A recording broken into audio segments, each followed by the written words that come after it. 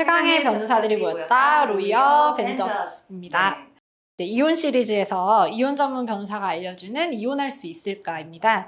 저희 테림 이혼 전문 변호사들이 이혼이 가능한 경우가 어떤 경우가 있는지를 알려드리는 건데요. 이번 시리즈는 혹시 어떤 주제로 말씀 주실 예정이시죠? 오늘 알아볼 이혼 사연은 최악의 남편입니다.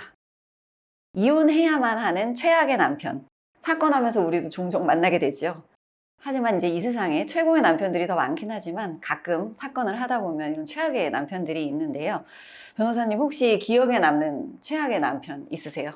그런 사례들이 많죠. 사실 저희가 농담처럼 하는 얘기지만 사랑과 전쟁은 순한 맛이다 이런 말 할 정도로 정말 좀 충격적인 사건들이 되게 많아요. 그래서 예를 들어 이런 사건도 있었습니다. 아내의 친언니와 바람난 남편 사례죠. 외도의 경우 중에서도 좀 이제 더 외도가 심각한 사례인데, 여행지에서 이제 아내랑 친언니랑 같이 여행을 간 거예요. 이제 친해서 아마 그랬던 것 같은데, 그 아내가 술에 취해서 먼저 잠든 사이에 남편이 아내의 친언니가 성관계를 맺었고, 그 후 수회에 걸쳐서 좀 파렴치한 불륜을 저질렀던 사건입니다.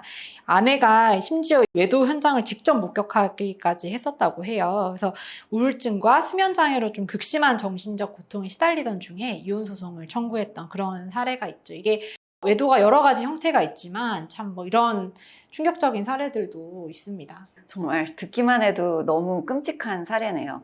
외도만으로도 충격인데 이제 친언니라니 굉장히 그렇죠. 충격을 받으셨을 것 같습니다. 사실 이건 좀 극단적인 케이스기는 한 거고요.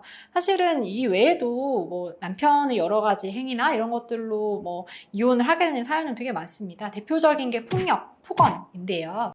사실 폭력은 예를 들어 손찌검을 하는 것들은 이혼 사유가 될 수 있다는 거에 대해서 다들 별로 모르시지 않고 하는데, 저희 이제 상담 많이 하시면서 여쭤보는 게 폭언도 이혼 사유가 되나요? 이렇게 물어보시는 분들도 있어요.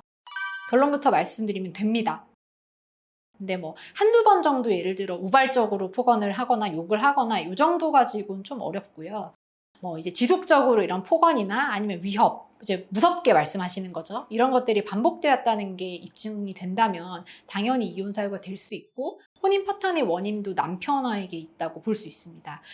특히 자녀가 있으신 분들이라고 하면 자녀를 키우는 상황에서 아버지가 이런 좀 거친 폭력적 성향을 보인다는 게 또 큰 문제가 될 수 있기 때문에 이런 부분도 좀 소송에 활용하셔가지고 쓰실 수도 있는 부분이 있죠.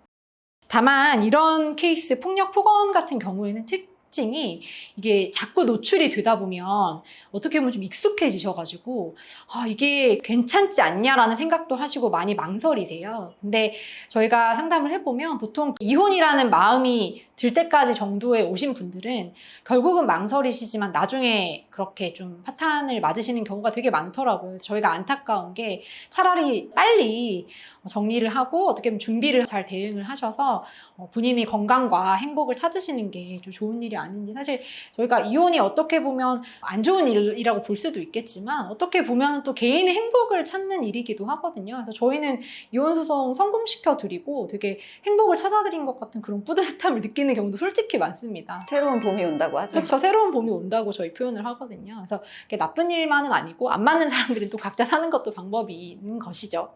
네, 맞습니다.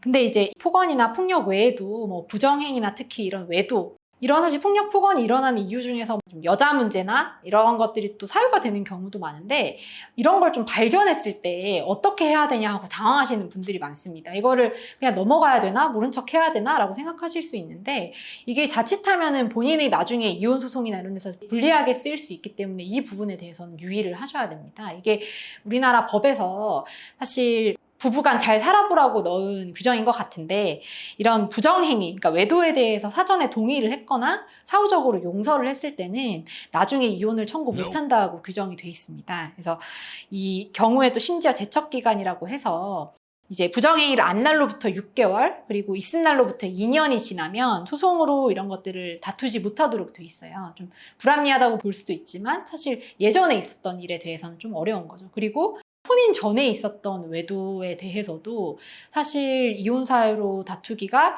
부정행위로 다투기는 좀 어렵고 일반적으로 그냥 혼인을 좀 하기 어려운 사유나 이런 경우로 다투어야 되는 경우도 많아서 그런 부분도 좀 유의하실 필요가 있습니다.